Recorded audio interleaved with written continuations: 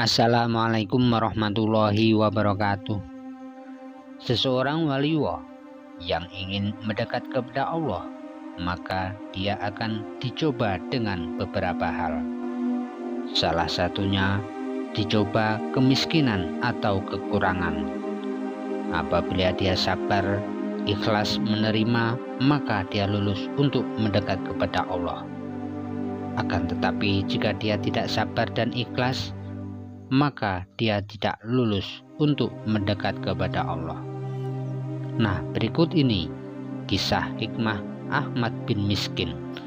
Saksikan setelah yang satu ini. Namun sebelum itu, klik subscribe dan gambar lonceng untuk mengetahui video-video menarik berikutnya. Like dan share ke semua media sosial yang kalian punya.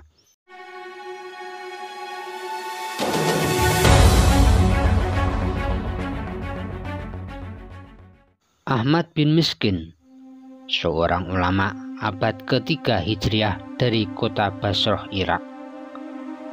Ahmad bin Miskin bercerita, "Aku pernah diuji dengan kemiskinan pada tahun 219 Hijriah. Saat itu aku sama sekali tidak memiliki apapun. Sementara aku harus menafkahi seorang istri dan seorang anak. Lilitan hebat rasa lapar terbiasa mengiringi hari-hari kami. Maka aku berazam untuk menjual rumah dan pindah ke tempat lain. Aku pun berjalan-jalan mencari orang yang bersedia membeli rumahku. Bertemulah aku dengan sahabatku Abu Nasar, dan kuceritakan kondisiku. Lantas dia malah memberiku 2 lembar roti isi manisan, dan dia berkata, 'Berikan makanan ini kepada keluargamu.' Di tengah perjalanan pulang, aku berpapasan dengan seorang wanita fakir bersama anaknya. Tatapannya jatuh di kedua lembar rotiku. Dengan memelas dia memohon, 'Tuanku, anak yatim ini belum makan. Tak kuasa terlalu lama menahan siksa lapar. Tolong beri dia sesuatu yang bisa dia makan.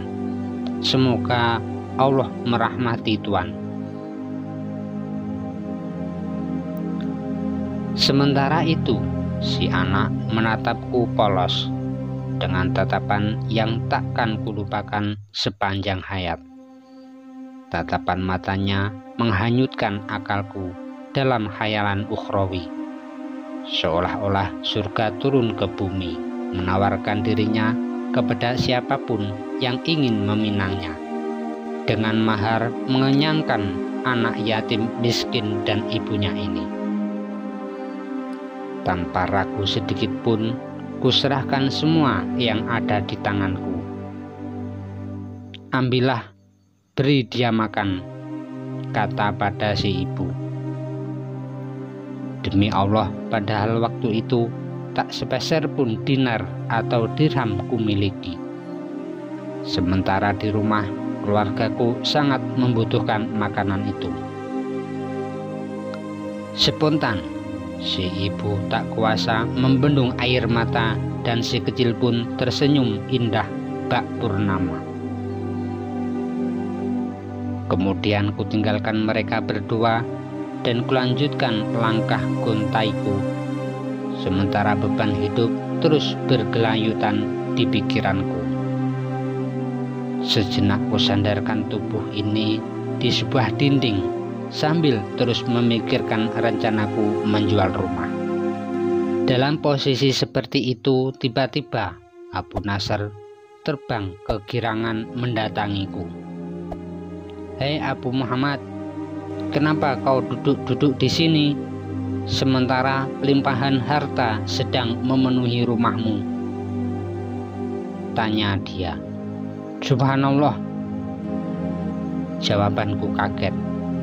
'Dari mana datangnya?' 'Tadi ada pria datang dari Khurasan. Dia bertanya-tanya tentang ayahmu atau siapapun yang punya hubungan kerabat dengannya. Dia membawa berduyun-duyun angkutan barang penuh berisi harta, katanya. Terus bagaimana?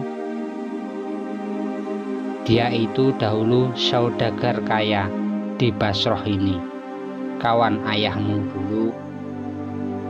Ayahmu pernah menitipkan kepadanya harta yang telah ia kumpulkan selama 30 tahun. Lantas dia rugi besar dan bangkrut. Semua hartanya musnah termasuk harta ayahmu. Lalu dia lari meninggalkan kota ini menuju Khorasan. Di sana kondisi ekonominya berangsur-angsur membaik. Bisnisnya melejit sukses.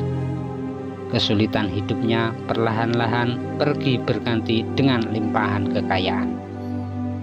Lantas dia kembali ke kota ini, ingin meminta maaf dan memohon keikhlasan ayahmu atau keluarganya atas kesalahannya yang lalu. Maka sekarang dia datang membawa seluruh harta hasil keuntungan niaganya yang telah dia kumpulkan selama 30 tahun berbisnis. Dia ingin berikan semuanya kepadamu, berharap ayahmu dan keluarganya berkenan memaafkannya. Ahmad bin Sirin berujar. Kalimat puji dan syukur kepadanya berdesakan meluncur dari lisanku.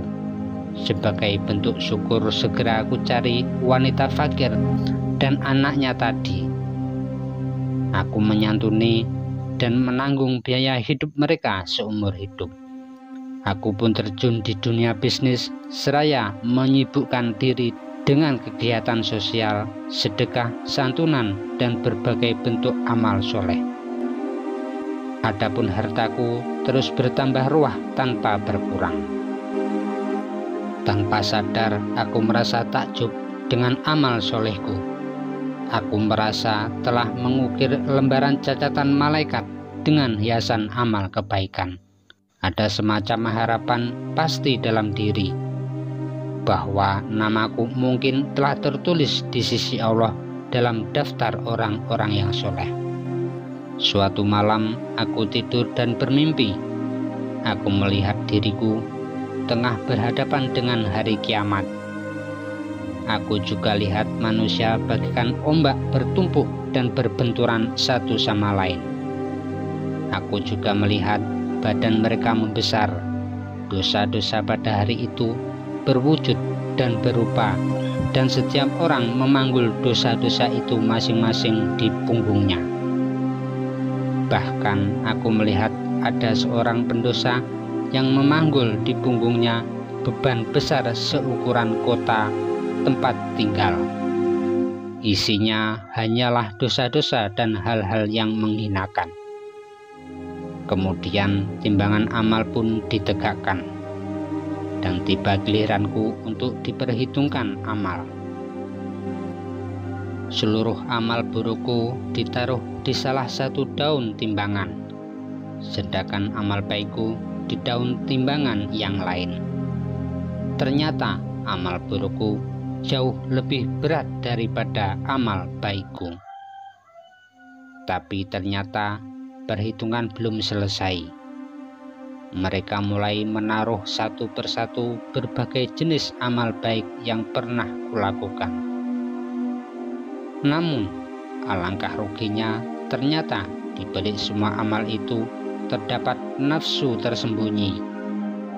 Nafsu tersembunyi itu adalah riya, ingin dipuji, merasa bangga dengan amal soleh. Semua itu membuat amalku tak berharga.